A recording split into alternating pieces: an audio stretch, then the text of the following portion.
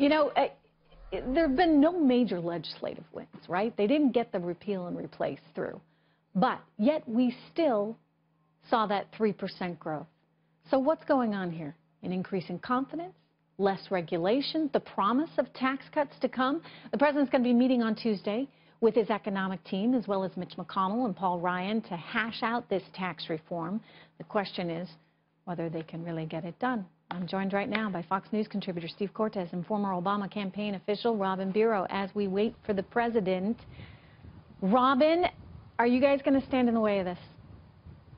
Heck no, Trish. And we cannot afford to. We will be crucified in the midterms. I do not, let me take a moment here. Fellow Democrats, we cannot become the party of no. We derided that. We hated that for 7 years. We dealt with the party of no, almost 8 years. We cannot become that which we loathe. We have got to work together. They extended the olive branch August 9th.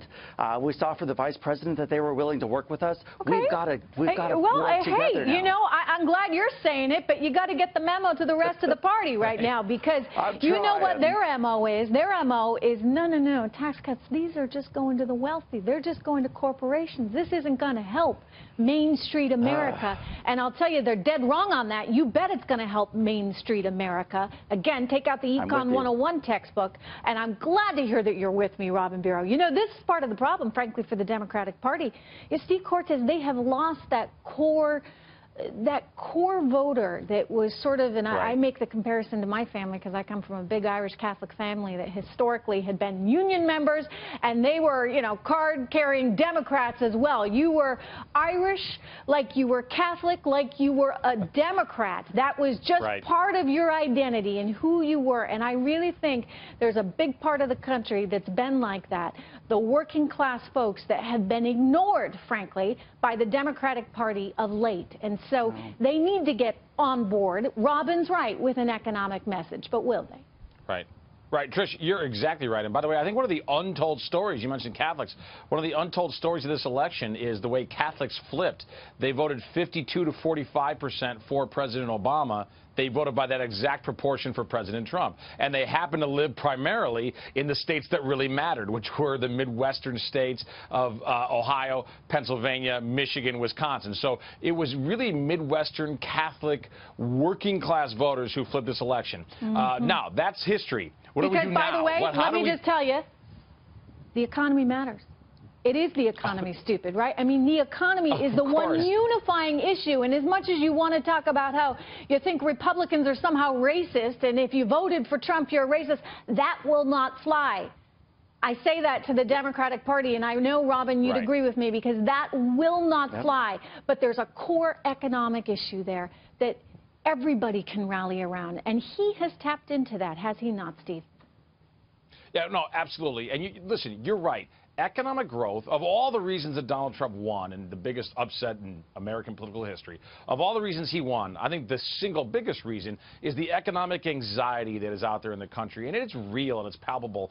And I think too many people in the mainstream media, too many people maybe in Washington, D.C., in K Street lobbying salons, they don't realize that the average American worker has not had a pay raise yet in this century, and it's 2017. No, it's been, you know, better than 30 years. And you can blame whoever you want for that. I'm not going to say that it's exclusively anyone's fault, but administration after administration, we have seen lackluster wage growth.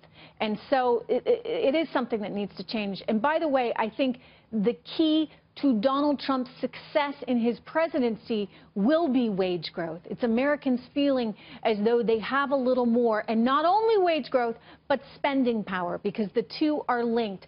Robin, when we talk about economic anxiety, you know, this is something that actually Bernie Sanders tapped into rather successfully. Not my kind of thing, because I don't think you should ever approach it. Just look at Venezuela if you want to see what socialism is going to get you. But once again, it showed you how it wasn't the race issue, it wasn't the gender issue, but rather the economic issue that people got excited about, whether they want to admit it or not.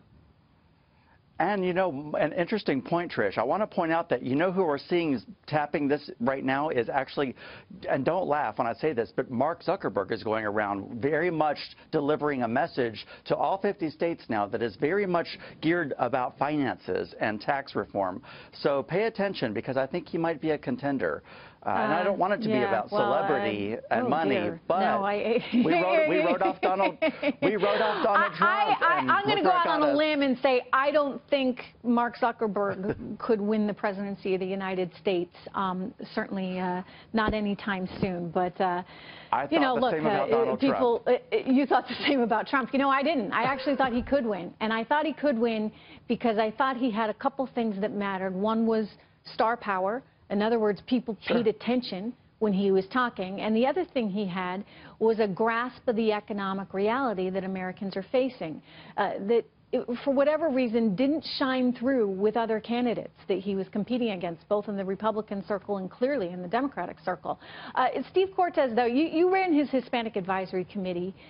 You know, when people are out there saying Donald Trump is a racist, or you are a racist if you vote Republican, I mean, I think this is about as low as you can go in terms of insults. I mean, to call someone a Nazi or a racist, but it's also very intimidating because what do you say? You immediately have to be put on defense, and I don't think the Republicans should be on defense on this one. I think they need to go on offense because America's not a racist country, and people are not racist because they voted one way or another. Where's that going to get them? Trish, and listen, you're so right, by the way, and this has become the new weapon of the left. Rather than discuss ideas, rather than compete in the marketplace of philosophy and policy, what do? They resort to calling you a racist if you disagree with them. And by the way, you're so right, we're not a racist country. If we were racist, how in the world would we just have elected an African-American twice president of the United States with a decidedly un-European name? I think that alone proves it. Thankfully, the history of our racism is just that.